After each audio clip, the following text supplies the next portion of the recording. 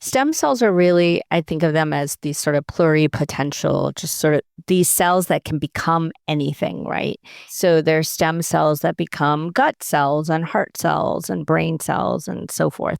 And really, they can also repair tissue. And so they are really powerful.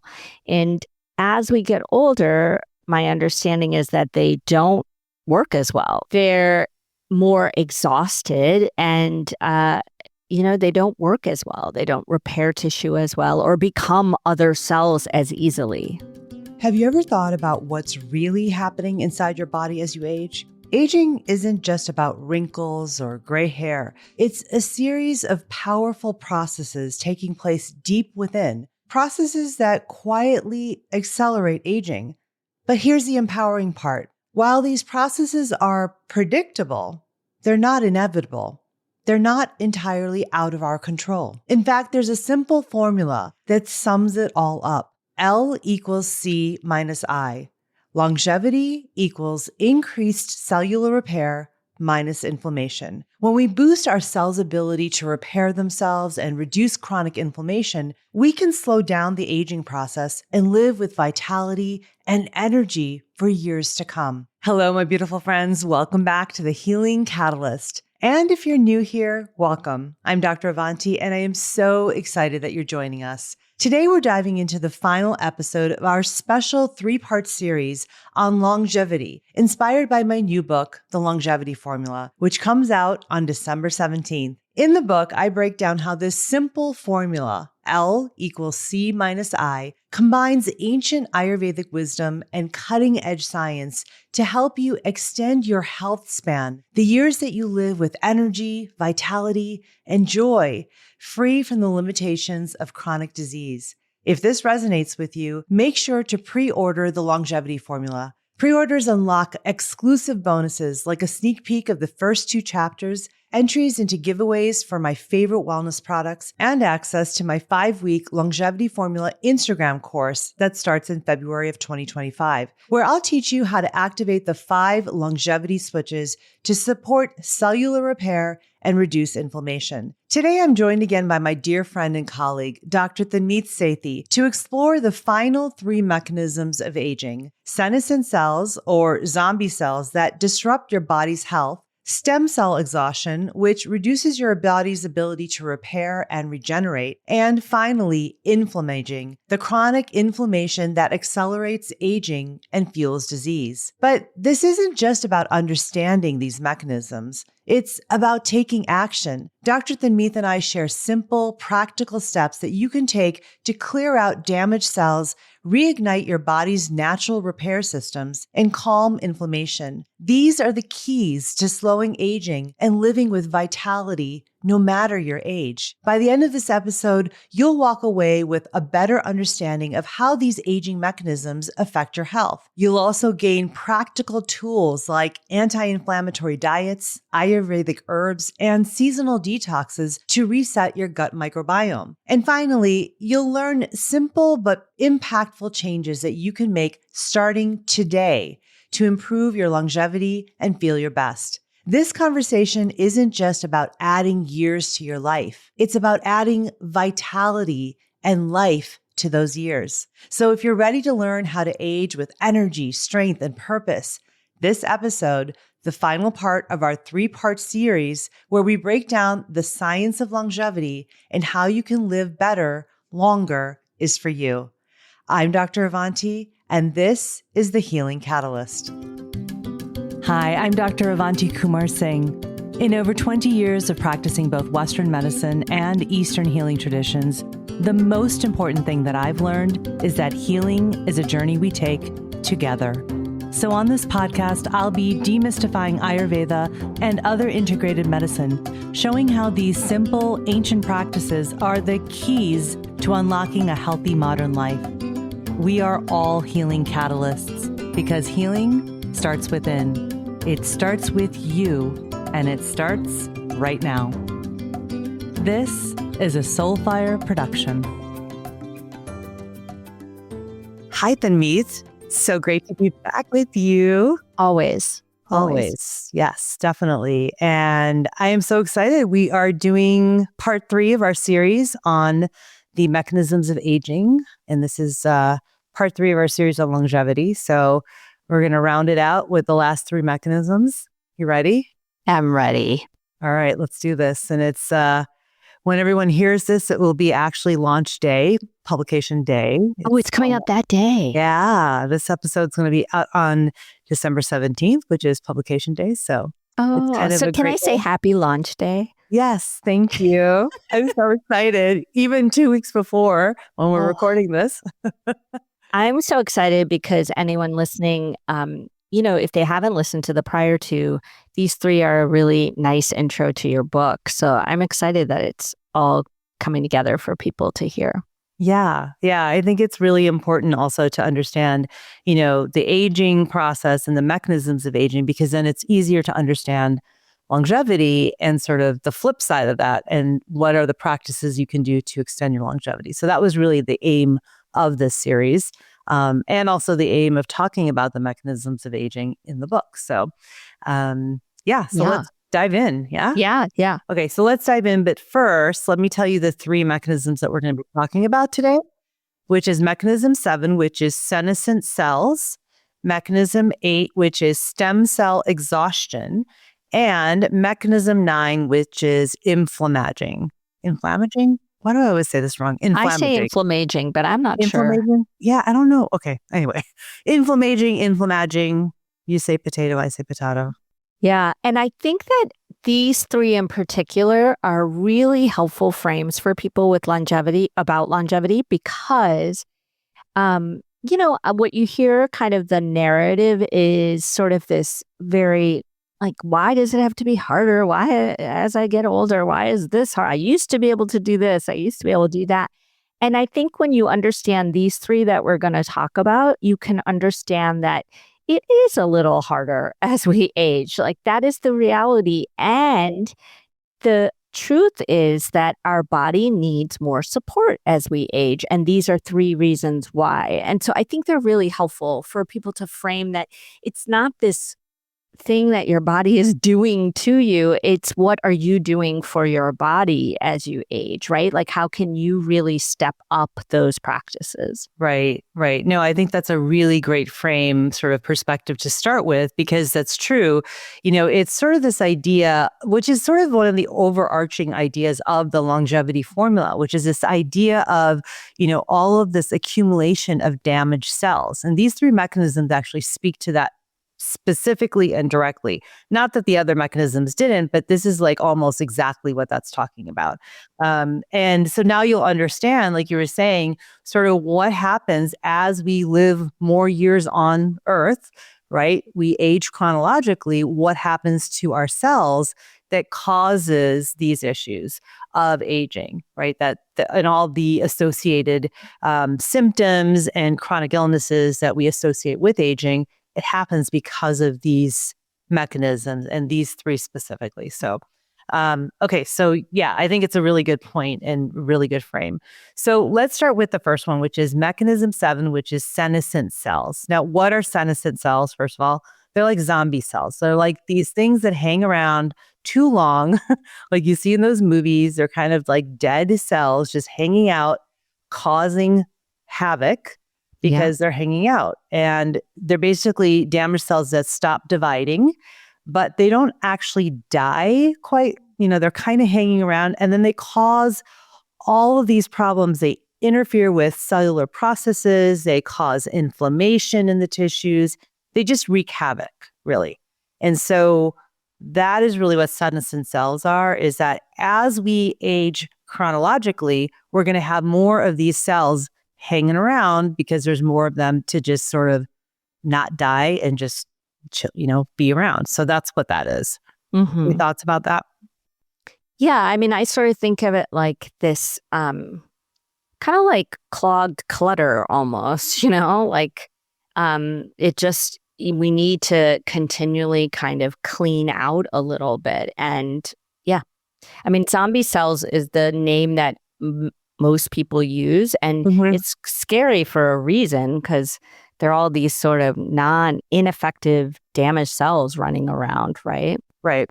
Right. They're literally just kind of hanging out and not going away. And so, and again, the causes of this really are the causes of senescent cells that don't die is that you have DNA mutations, you have oxidative stress, you have shortened telomeres. These are all mechanisms we've talked about in parts 1 and 2 of this series. Those are linked in the show notes for you.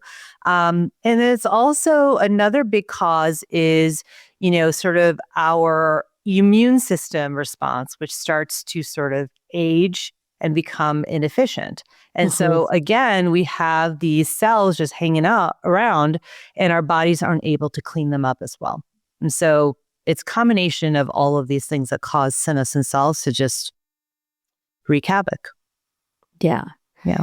And do you think, I like this, not like this one, but I like this mechanism as a reminder of how simple things can help because, in Ayurveda, when we think about senescent cells, we think about really these pretty complex detoxification practices that are more cumbersome and harder to do in modern society here, don't you think? Yeah, definitely. I mean, because detoxification is, first of all, I mean, we could get into a whole discussion of, this whole detox and cleanses. And I've done episodes on that, maybe we'll link them in the show notes. But, Western culture has sort of taken this idea of detoxification and changed it into this idea of cleansing, which is like juice cleanses and, these crazy fasts, like that are days and days longs or, just drinking water or whatever it is.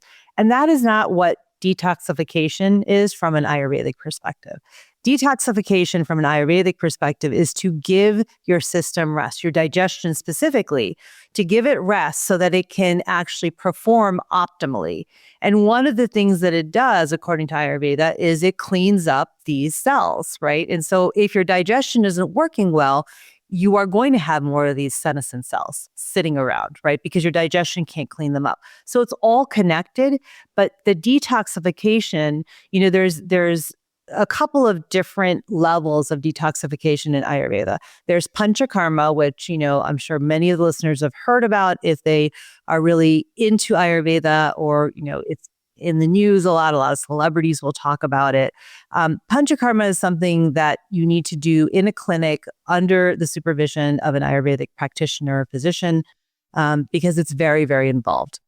That is not what we're talking about in this episode. We're talking about detoxification that we do in Ayurveda seasonally to basically sort of clear out everything that's left over from the season before so that we can go into the new season sort of starting at a more balanced state so that we don't go out of balance even more. And again, the sort of correlation between Ayurveda and Western science or medicine is that when we are out of balance, we have inflammation, we have all of these chronic symptoms, illnesses that are caused from a medical Western point of view by things like senescent cells and shortened telomeres and DNA mutations, all of these mechanisms of aging. So that's how they correlate. But the detoxification that we do in Ayurveda seasonally, so we usually do it in the spring and in the fall.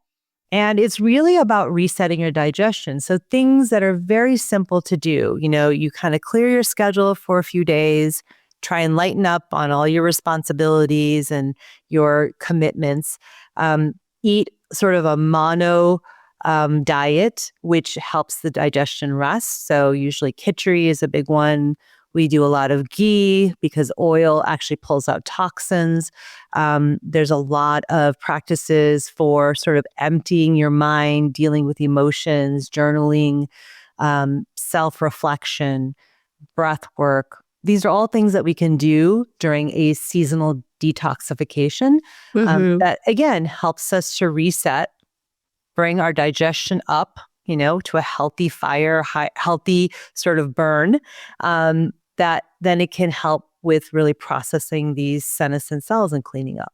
So I just went into a whole dialogue about that, but that's what we do in Ayurveda, really. Yeah, yeah. And I think that people listening, if they're not used to the sort of ritual of seasonal resetting or seasonal cleansing. I don't want to use that word. Detox. Let me say that again. Seasonal detoxification. Right. Then there also, I think, even in Ayurveda or outside of Ayurveda, people can be reminded that we can also do that emptying of the mind more regularly as well, right? That those are the sort of seasonal times that are most helpful for us, but also there's a rhythm to which we are supposed to empty our mind at regular intervals. So whether that's for you turn your phone off on Friday evening till Saturday evening or whatever it is, off a screen or not checking emails for the weekend or however you do it. I think it's important for people to understand that those rituals through the seasons also can be brought into each season, right? Yeah, absolutely. And I think you make a really good point. It's not just a seasonal detox that you do twice a year, right? I mean, I think that, some of the things that both of us teach is that these are processes you should be doing every day as often as you can to help keep your body in balance. We talk about the circadian rhythm and sort of that circadian 24-hour sort of rhythm that we should be on and how important it is to reset our bodies every single day for so many reasons, physiological, the hormonal reasons, autophagy, which is, related to senescent cells. There's all these different triggers that we can actually activate on a daily basis by practicing some form of detoxification. Like you're saying, whether it's emptying your mind, emptying your bowels, fasting, all of these things are detoxification in different ways. And really important, really important. And I think that, one thing that we get so focused on in our culture is we all think about food from a cleansing or sort of from a detoxification perspective, which I think is where the problems begin because we think it's just about the food. And that's why these juice cleanses and all of these sort of trendy cleanses don't exactly work. They work in some ways, but they don't work fully because you haven't dealt with the mind and the spirit as well as the emotions. You're only dealing with sort of the physical in those cleanses. That's a really good detoxification. Point. And sometimes those cleanses are stressful for people. Mm-hmm. So, it may even be counterproductive. Yeah. Absolutely. Absolutely. And, that's actually interesting because, I was looking up some studies about this. So there was a study done in 2010 in the Annual Review of Pathology. And basically they identified something called SASP, which stands for senescence associated secretory phenotype, if I can say that right. And basically what they found is that senescent cells actually release SASPs, which are inflammatory signals, which, are really a key player in the aging process. So even more than just the senescent cells causing havoc, just by lying around and causing inflammation, they actually also release inflammatory signals, which cause problems. So it's sort of like a double whammy almost. And so, again, through some stress management and anti-inflammatory sort of detoxification practices that we do daily, what we can do is we can actually reduce the amount of those signals that are going out by these senescent cells because we're reducing that stress level. So it kind of all, again, going back to what you were saying is that, some of these, quote, Western cleanses are actually stressful. So they cause the opposite problem. But with detoxification on a daily basis, and even this gentle sort of more,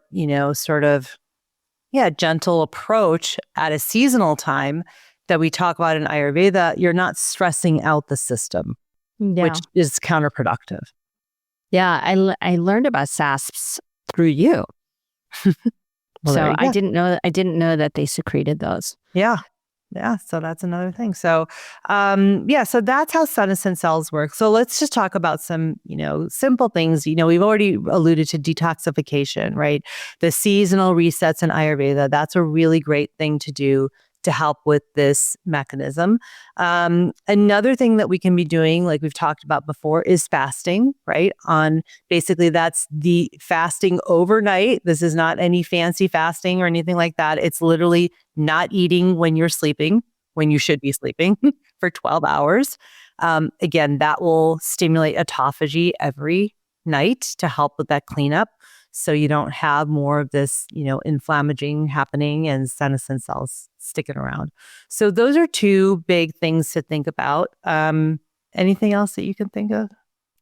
Well, I mean, really, when I think of that sort of clutter, moving that clutter out, gentle movement can be helpful, right? So just thinking about how can I move these cells because they're too tired to do anything. They're too dead. So I think about gentle movement, some yoga, stretching, walking.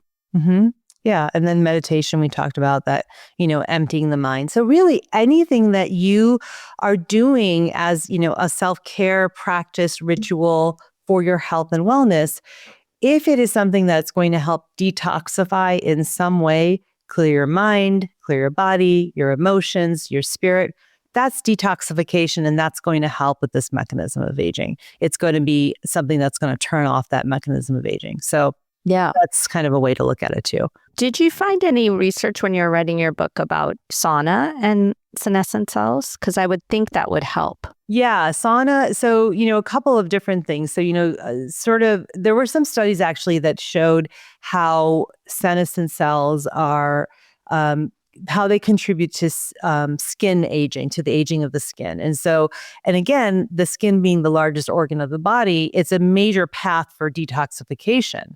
And so sauna is one of the things we can do. We also, in Ayurveda, do abhyanga with oil, again, to pull toxins out. So anything that's going to pull toxins out of the skin, the largest organ of the body, you are going to help with this process of detoxification. Yeah, okay.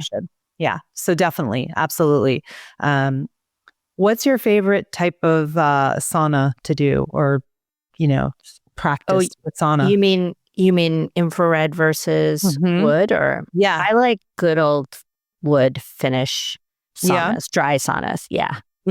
But why? I don't mind an infrared. I just like, I like the whole ritual of it. And in a wooden sauna especially if there's steam, I can put some eucalyptus in it. And I just feel more at ease. I really love it. Yeah, I like it too. I mean, I sometimes find the infrared, because it is that dry heat. I don't know. I get really stressed out in an infrared.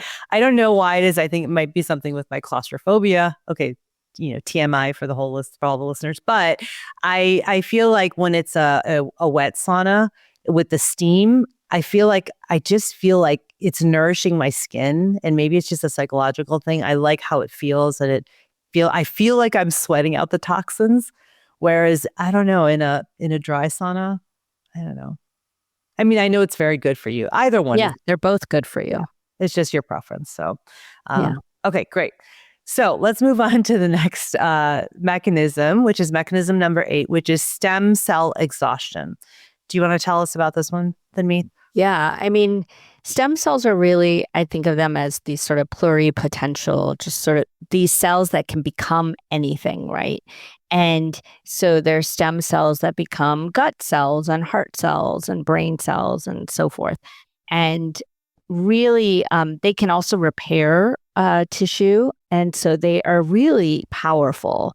And as we get older, my understanding is that they don't work as well. They're more exhausted and, they don't work as well. They don't repair tissue as well or become other cells as easily, right?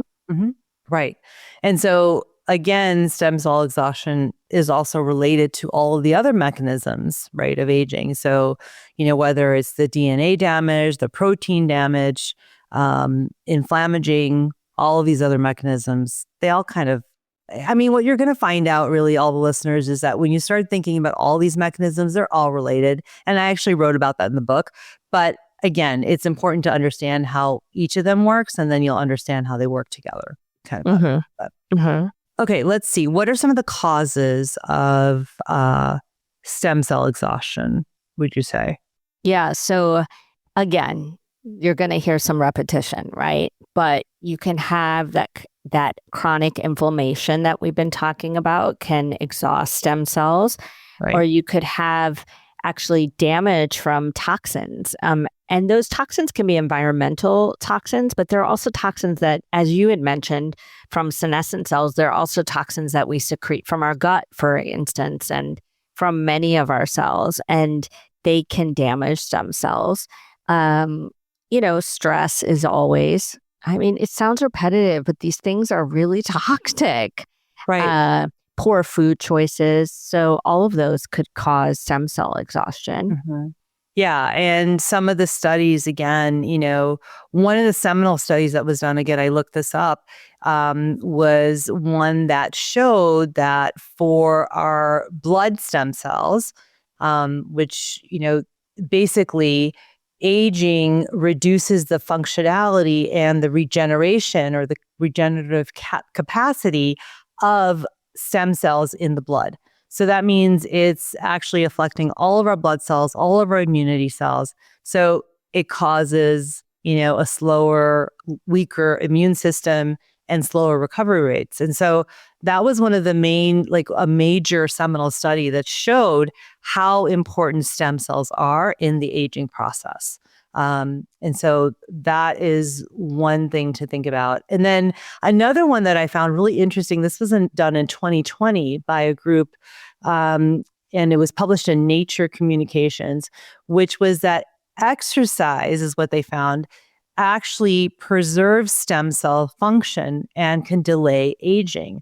And so they literally found that regular exercise was protective of stem cell health, which I find so interesting because it's like, again, sometimes it feels like these are such simple things we can do, but they really work. It doesn't have to be complicated. So something as simple as exercise can help to maintain your stem cells, which means you can still differentiate into all of these things that you need in your body as you age.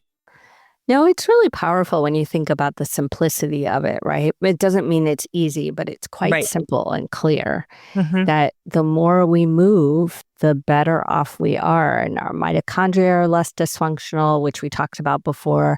Your stem cells work better. You clear out more senescent cells. I mean, there's various ways that movement is crucial to our lives. Yeah. And, the other thing that we also found in some studies, not we, but has been found in stem cell is the journal. In 2015, a group found that specifically caloric restriction, dietary calorie restriction, would increase stem cell function and therefore extend lifespan. Now, this was in animal models, but we know that this is true in humans as well. We've discovered that. So again, simple, not easy, but both movement and food, your dietary choices, have a major direct impact on stem cells and all the mechanisms, but specifically this one that we're talking about. Yeah. And these studies really just prove how somehow ancient medicine knew that before these studies. These are everything you're describing are simple Ayurvedic practices that have been known forever. Right. Right. And it's like what I always say is that, modern medicine proves ancient wisdom once again. And that's what I find so fascinating about all of this is that, and I've told this story before many times on this podcast, is that for me, the connections were so just like coming fast and furious when I was, first started studying medicine. Because I was like, oh, that's Ayurveda, that's Ayurveda, that's Ayurveda. Like every study, everything that we would learn in medical school, I was like, that's Ayurveda, that's Ayurveda. And so, it's quite incredible when you start thinking about it that way. Yeah.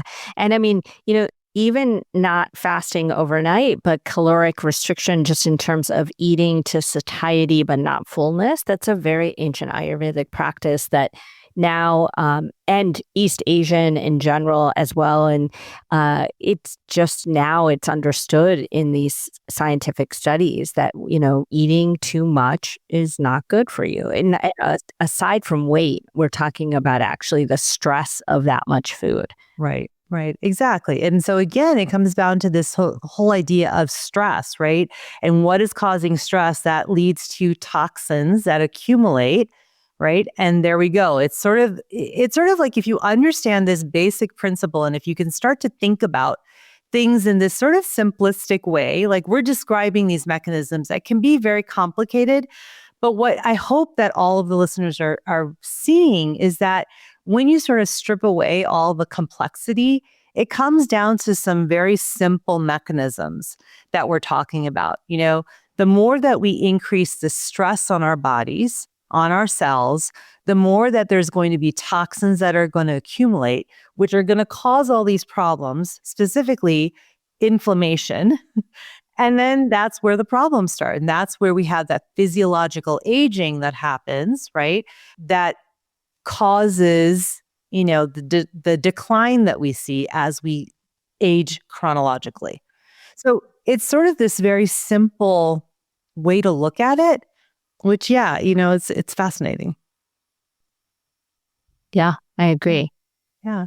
So again, as far as the things that you can do for this specific mechanism for stem cell exhaustion is, movement, fasting, the things that we've already talked about. Those are really, really important to help with protecting these stem cells so that they can continue to differentiate into everything we need in our bodies as we age. So we'll move on to the last mechanism of aging, which is inflammaging. I don't even know if I'm saying this right. I'm going to keep laughing about that. Now, this one is like, this is sort of the one that we've been waiting to get to, because mechanism 9, which is inflammaging, is actually related to every other mechanism of aging. This kind of ties everything together. Yeah. And what inflammaging refers to is this sort of chronic, low-grade inflammation that develops as we age, right? And so what you will see is that it's both a cause and a result of all of the other mechanisms of aging too. So it's sort of this, again, circular sort of diagram that we see is that, we have DNA mutations or protein damage or mitochondrial dysfunction or nutrient sensing, dysregulation, et cetera, et cetera, et cetera. And those all will cause, decreased cellular function, accumulation of these cells that are dead or kind of hanging out, zombies, right? Which then causes inflammation, this inflammaging. So there you go. There's the cycle right there. Yeah. And then what you're trying to show is that also in that cycle, the more inflammaging you have, the more dysfunctional your cells get. And so we're in a kind of endless loop unless we're working to disrupt that loop a little bit. Exactly. And then, the way that Ayurveda, sort of gets pulled into this is this idea of tissue nourishment. Because when we have that cycle that we just talked about going on, what we're doing is we're depleting the tissue layers. From an Ayurvedic perspective, that is causing depletion of the tissues, which then causes all of the symptoms, illnesses associated with aging. So that's how they kind of connect from my perspective of how Ayurveda and Western science come together is at that tissue level, but it's this inflammaging that's really the problem.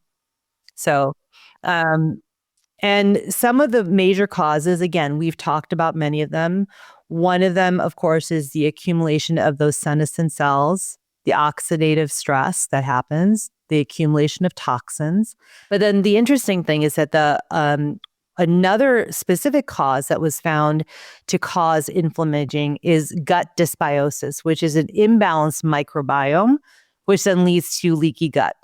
And there was a study that was done in 2012 in the Journal of Clinical Investigation is where it was published, that basically showed that the gut microbiome, if it's imbalanced, will actually lead to increased inflammatory markers, which then drives age-related chronic diseases. So that was how they saw that was directly involved in this. And so once again, modern science proves ancient wisdom, because we've known in Ayurveda that your gut, your digestion is the seat of your health. So there once again, we've proved it in Western science.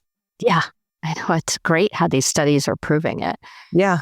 But and I think it's hard for people to understand that when the gut is leaky, quote unquote, like that, then it's really not just food that's going through there, right? It's actually harmful bacteria in our microbiome, but it's these toxins that our bacteria secrete, like we were referring to earlier. And unfortunately, the more non-beneficial bacteria you have, the more of those toxins are secreted. And so it becomes another little cycle in the gut of creating more inflammation. Right. And it's also, that imbalance of the microbiome happens because you've got more of the harmful bacteria and less of the supportive bacteria. Is basically you're changing that ratio. And so that's also what causes that problem. So if you've got more of the harmful bacteria, you have more of those toxins that are being released by that bacteria, which will overwhelm the system, right? Yeah. So it's all a balance, right? And it's sort of, how do you keep your microbiome healthy? Well, it's through an anti-inflammatory diet, which is very much the way we eat in Ayurveda. Using spice as medicine, huge benefits there in an anti-inflammatory diet. Things like turmeric, ginger. Mm-hmm. What are your other favorites as far as spices go? Well, I really like different herbs as well. I love turmeric and ginger, but also I really like cilantro and parsley and all herbs, really rosemary, thyme, all have really important anti-inflammatory properties. So these garnishes that we use are, I would finish them off the plate at your restaurant. I would not leave them, and ask for more. So really getting those kitchen cabinet medicine into you with the spices and the herbs for sure. But I love turmeric and ginger. I also love cumin is a really nice one. And cilantro, so ground cilantro, coriander is a really nice anti-inflammatory spice. And, chili pepper is a great one. So ground chili, chilies have amazing polyphenols and anti-inflammatory nutrients. So there's just a lot of ways to get it in there and have a better meal. Yeah, absolutely. I mean, it's more than flavor, it's also medicine. And so, I always get asked this question of like, which are the best herbs or spices to use? What should I be using? And I'm sort of like, you know what? Whatever you like, that's a good place to start. There's no, what should I be using? What's the best thing? What's the perfect way? There's no such thing. Just start using them, start experimenting. Things like turmeric and ginger are pretty easy to add to most savory dishes, I think. And they kind of sort of go with a lot of things. Mm-hmm. So those are good ones to start with. But even if you start with black pepper, and a little bit of salt or some chili pepper, that's great too. Simple things like that. Really easy. And I think people get too caught up in what do I eat? And really, if you break it down, you want to think about those beneficial bacteria thrive when they get fiber and roughage, so really good produce. They really thrive. And the non-beneficial bacteria thrive when we're not getting enough of that. You want to grow your good bacteria. So you have to give them the food that they use to grow. And so if you think about it as fiber, roughage, and a rainbow of colors, a variety of colors of produce, you're going to really start. If you start there, you're going to get a lot of what you need. Mm-hmm. I love the visual of thinking about it as feeding your good sort of beneficial bacteria. So literally you're thinking about what are you going to feed those bacteria so that they thrive? Yeah.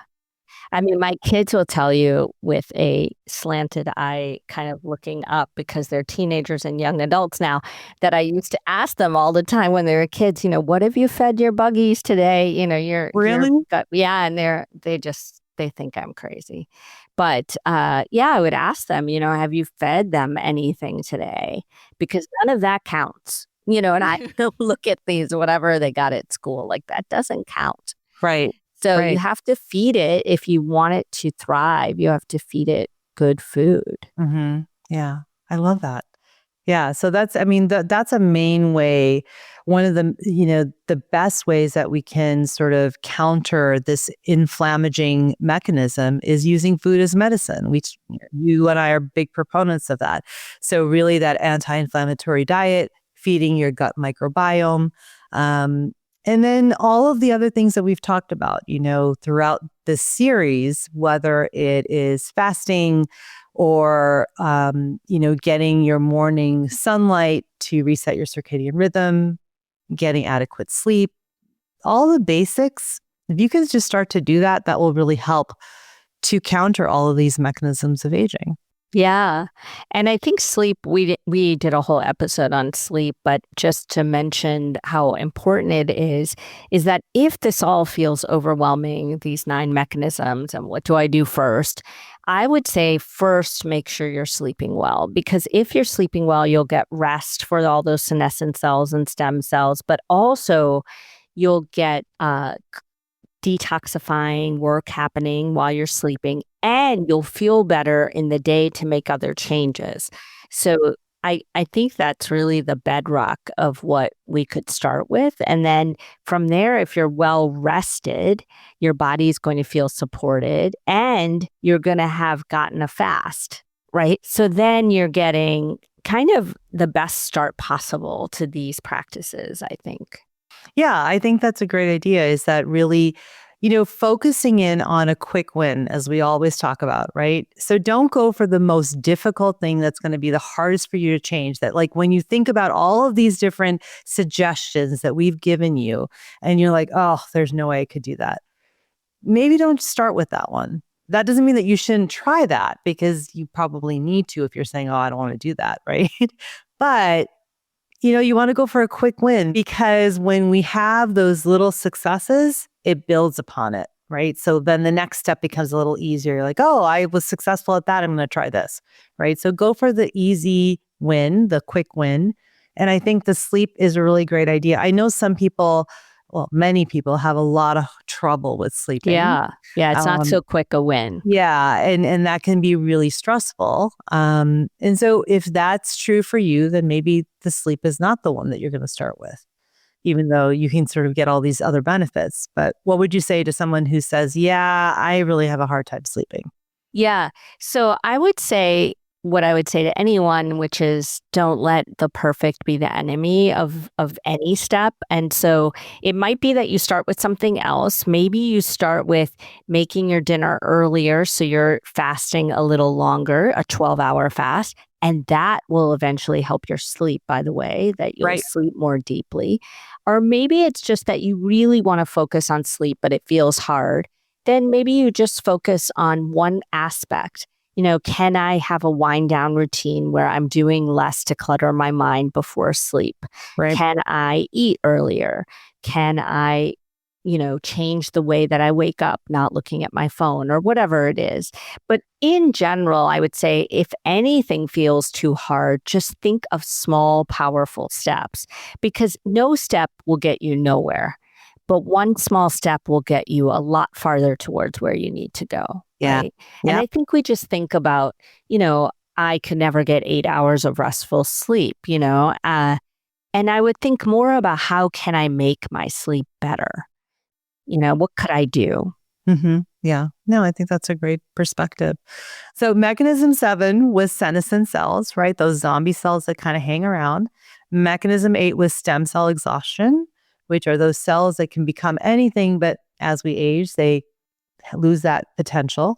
And then mechanism 9 is sort of the one that rounds them all up, which is inflammaging, which is caused by all of them and causes all of them. So those are the 9 mechanisms of aging. And if you can really start to understand each of these mechanisms, but also how they sort of connect to each other, it really informs your sort of, I think, attitude towards doing some of these practices, because you're like, oh, I get it. When I make those food choices, that's actually countering this, and this that would be causing the physiological aging and all of these symptoms and illnesses that I might be, susceptible to as I age. But if I really focus in on just this one thing, changing my diet, feeding my good microbiome, that is going to be a huge, like you said, it's a small step, but it's a huge step in the right direction. Yeah. Small steps add up to big ones. Yeah, absolutely. Dr. Tanmeet, thank you so much. Oh, thank you. And I'm so excited for your book. I think anyone who's listened to this series might really, if you're really interested, then your book is perfect because then you really go into what to do about these things, right? Yeah. And it also reminds us that longevity is so much more than how long we live. And so I'm excited for everyone to get it. Yeah. Thank you. We'll do this again soon in the new year. Thanks again for listening to The Healing Catalyst. If you love what you heard, please hit follow and pass it along to a friend. And if you're feeling really inspired, please rate and review so that others can find this podcast more easily. To learn more, head to avantiKumarSingh.com. And to connect with me directly, find me on Instagram at AvantiKumarSingh. I'll be back next week and hope that you will be too. Until then, remember, with the right catalyst, you have the power to activate your own healing, because healing starts within.